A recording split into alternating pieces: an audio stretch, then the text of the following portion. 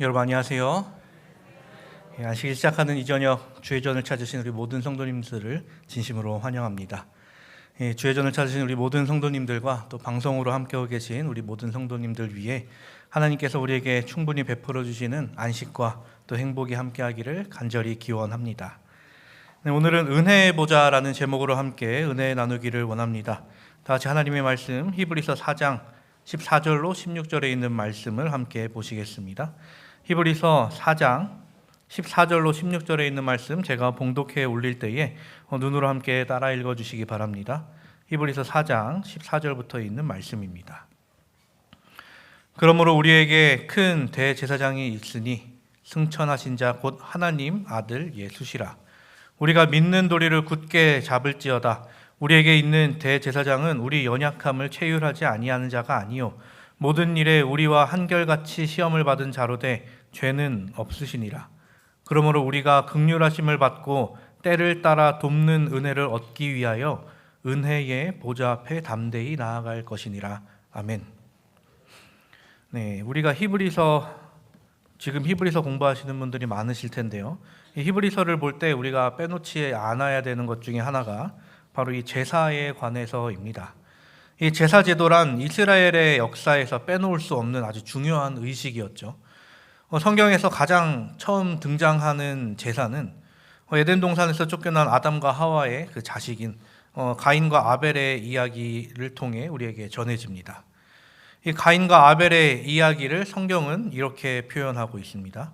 창세기 4장 3절 4절에 있는 말씀입니다. 세월이 지난 후에 가인은 땅의 소산으로 제물을 삼아 여호와께 드렸고 아벨은 자기도 양의 첫 새끼와 그 기름으로 드렸더니 가인과 아벨 모두 자신이 노력해서 얻은 결과물을 하나님께 드렸다라고 성경은 표현합니다. 여러분도 잘 아시다시피 하나님께서는 가인이 드린 제물은 받지 않으셨고 아벨이 드린 제물만 받으셨습니다. 이 일로 가인은 아벨을 심히 질투하게 되죠. 그리고 그 질투가 어디까지 나아가게 되냐면 결국 자기의 아우를 죽이는 일까지 하는 결과로 이어지고 말았습니다. 여기서 우리가 주목해야 할 것은 그들이 드린 제사입니다. 하나님께서는 왜 가인의 제사는 받지 않으셨을까요? 하나님께서는 곡식을 싫어하시고 고기를 좋아하시기 때문이셨을까요? 이 한참 시간이 흐른 뒤에 등장하지만 모세를 통해 이스라엘에게 명령하신 여러 다양한 제사 제도 중엔 곡식을 제물로 드리는 이미 제사가 있었습니다. 즉 가인처럼 땅의 소산으로 드리는 제사, 소제가 있었다는 것이죠. 그렇다면 하나님은 왜 가인이 드린 그 제물을 받지 않으셨을까요? 그 이유는 여기서 가인과 아벨이 드리고 있는 제사는 그들의 속죄를 포함한 희생의 제사였기 때문이었습니다. 이스라엘의 제사는 크게 5가지로 나뉘게 됩니다. 번제, 소제, 화목제, 속건제, 속죄제. 이 중 소제와 화목제는 이제 죄를 사하는 목적의 제사가 아니었습니다. 이 소제는 하나님께 영광과 충성을 바치는 제사였기 때문에 이 소제에 드려지는 제물은 피가 없는 곡식가루를 기름, 유향, 소금 등과 섞어서 하나님께 드렸습니다. 그러니 이 가인의 제사가 만일 소제와 같은 목적을 가지고 있었다면 그의 제사를 하나님께서 받지 않으실 이유는 없었다는 것이죠. 그러나 하나님께서 그 가인의 제사를 받지 않으셨다는 것은 가인은 속죄의 목적을 가지고 드려야 하는 제사였는데 그 안에 피 흘림이 없었기에 하나님께서는 그의 제사를 간합하지 않으셨습니다. 이것을 부조와 선지자에서는 가인은 하나님의 명령을 따르지 않고 자기 스스로의 속죄, 즉 구원의 방법을 고집했다라고 기록하고 있습니다. 이 제사의 의미, 하나님께서 인간들에게 주신 그 제사라는 것은 이 에덴에서부터 하나님께서 주신 법이었습니다. 아담과 하와가 선악과를 먹고 이제 죽게 되는 순간에 처했을 때 하나님께서는 그들을 대신하여 짐승을 희생시키시고 그 가죽옷을 지어 입히셨죠. 죄를 용서받을 그 속죄의 제사에 피가 필요하다는 이유가 바로 그것입니다.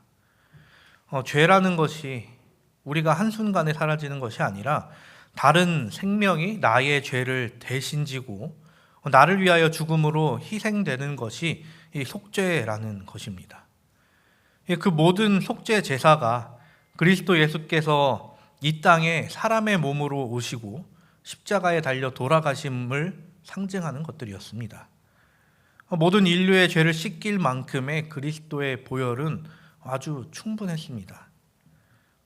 왜냐하면 인류를 만든 창조주셨기 때문이죠. 그러니 우리는 나의 노력으로나 나의 힘으로 스스로의 죄를 없애고 구원을 쟁취하는 것이 아니라 나를 위하여 돌아가신 그리스도의 십자가를 믿음으로 말미암는 것입니다. 바로 그 제사의 어린 양인 예수께서 이젠 하늘에서 우리를 위하여 대제사장으로서의 역할을 하고 계신 것이죠. 그분은 우리와 똑같이 시험을 받으셨기 때문에 우리의 연약함을 다 아시는 분이십니다. 그가 우리를 위하여 일하시니 우리는 긍휼하심을 받고 때를 따라 돕는 은혜를 얻기 위하여 우리가 어디 앞으로 나아가야 할까요? 은혜의 보좌 앞에 우리가 담대히 나아가자라고 바울은 이야기하는 것이죠. 재림교회 우리 교회 성경 주석은 이 때를 따라 돕는 은혜에 대해서 이렇게 주석합니다. 곧 시험 받는 때에 우리는 고난과 고통을 견디기 위해 또 시험을 이기기 위해 은혜가 필요하다. 날마다 하나님의 자비와 은혜의 신선한 공급을 받기 위해 은혜의 보좌 앞에 나오는 것을 습관화하는 사람은 신실한 신자, 각 사람을 위해 하나님이 준비한 영혼의 안식에 들어간다. 곧 시험 받는 때, 그때에 우리가 이것이 필요하다는 것이죠. 우리는 마지막 때가 오면 올수록, 그리고 우리에게 시험이 오면 올수록 이 바울의 이 가르침을 기억하여 시험을 이길 은혜를 얻기 위하여 은혜의 보좌에 찾아가야 한다는 것입니다. 그렇다면 바울이 이야기하는 이 은혜의 보좌는 어디일까요? 그리고 왜 바울은 그곳을 은혜의 보좌라고 표현했을까요? 우리가 너무나도 많이 봤던 그림 중에 하나죠. 애굽에서 나온 이스라엘이 광야에 들어섰을 때 하나님께서는 이스라엘 백성들에게 이 시내산 아래 있는 이스라엘 백성들, 그리고 모세는 시내산으로 올라오게 하셨습니다. 모세는 시내산에서 무려 40일가량 있으면서 하나님께 굉장히 많은 이야기를 전해 듣게 됩니다. 그 중에는 십계명을 포함한 그 외에 다른 법들이 함께 있었죠. 이스라엘 민족이 이제는 민족이 되어 무리 생활을 해야 했기 때문에 그 속에서 그들이 질서 있게 살아가야 할 법들을 제정하셨습니다. 그 말고도 제사법들과 제사에 필요한 다양한 기구들을 아주 자세하게 치수부터 모양, 크기까지 누가 어떻게 사용하는 것까지 아주 자세하게 말씀해 주십니다. 크기, 배치, 사용할 재료 모두 하나님께서 의도하신 것들이었죠. 그만큼 그 가운데는 하나님의 뜻이 모두 담겨 있었다는 것입니다. 이 안에 우리가 성소라는 곳 안에 또 다른 공간이 있죠. 이 성막 안에는 많은 기구들이 있지만 그 안에 가장 중요한 성소 그리고 더 중요한 지성소가 핵심으로 있습니다. 이 지성소는 정말 특별한 곳이었습니다. 성막이 지어져 있는 동안은 그 누구도 이 안을 들여다볼 수 없었죠.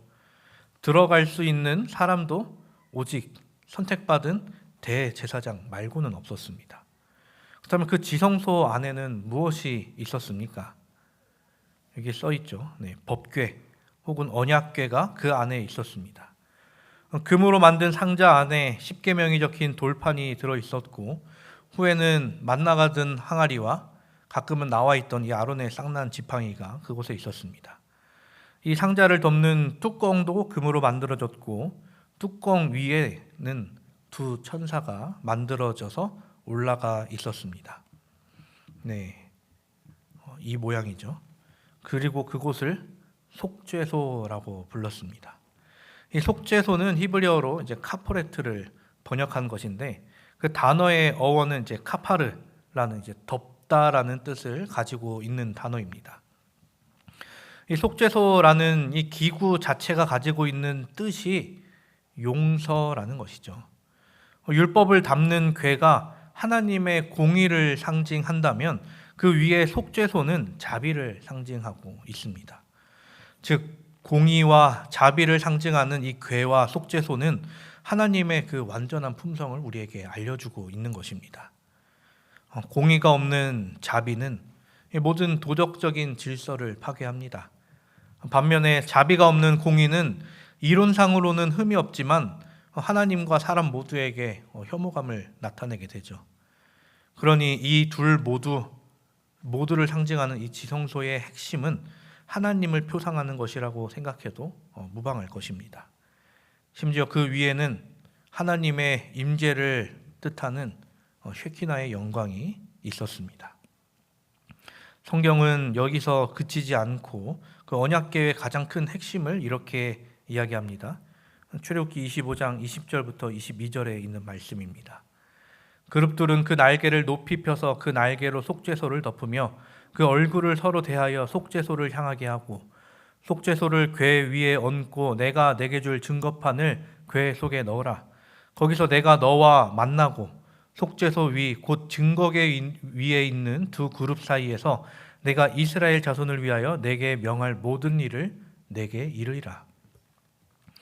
이 언약궤 그리고 그 속죄소가 있는 그곳은 그저 하나님만을 상징하는 그 상징물로서 존재했던 것이 아니라 실제로 하나님과 인간이 만나는 장소였던 것입니다. 그곳에 하나님께서는 직접 사람에게 말씀을 전하셨습니다. 세상을 살아가는 많은 사람들, 또 그 중에 이 말로써 사람들에게 즐거움을 주는 시인들은 사람은 모두 나그네라고 표현하기를 좋아합니다. 인생이라는 각자의 다양한 길을 가는 나그네로 표현하죠. 우리는 개인의 길을 걷지만 우리가 과연 혼자 걷느냐 하면 그렇지 않다는 것입니다. 인생길을 걸으면서 우리가 수많은 만남을 가지게 되죠. 내가 원하든 원하지 않든 우리는 이 커다란 사회 속에 살아가며 우리는 만남을 피할 수 없다는 것입니다. 사랑하는 사람을 만나고 혹은 존경하는 사람을 만나고 때로는 싫어하는 사람, 함께하지 않고 싶은 사람도 물론 만나게 됩니다. 여러분은 누구와의 만남이 가장 기대되십니까? 그리고 누구와의 만남이 가장 행복하고 편안하십니까?